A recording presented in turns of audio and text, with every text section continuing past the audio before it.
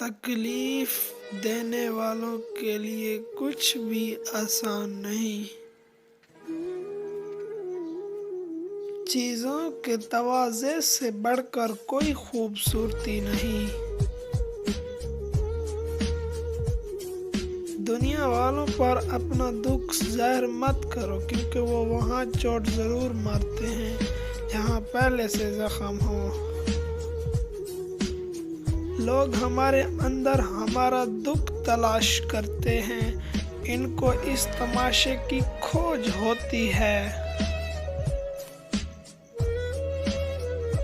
دکھ کی سختیاں چہرے سے تو رخصت ہو جاتی ہیں، لیکن انسان کے اندر داخل ہو کر اس کے گوشے گوشے کو ویران کر دیتی ہیں۔ ایک شخص حضرت علی کی خدمت میں پیش ہوا اور کہنے لگا، یا علی، آپ فرماتے ہیں کہ اللہ نے زمین پہ ہزاروں نعمتیں انسانوں کے لیے پیدا کی، اور یہ دکھ تکلیف اللہ تعالیٰ نے کیونکہ دکھ انسان کو رلانے کے لیے نہیں بلکہ انسان کو سکھانے کے لیے آیا ہے۔ جب تم اس دکھ سے سیکھ لو گے جو وہ تمہیں سکھانا چاہتا ہے تو تمہارا دکھ خود بخود ختم ہو جائے گا۔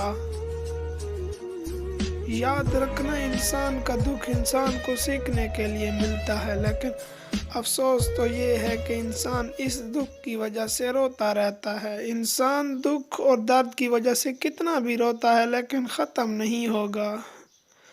زندگی اتنی دکھی نہیں کہ مر جانے کو جی چاہے، بس لوگ اتنے دکھ دیتے ہیں کہ جینے کو دل نہیں کرتا۔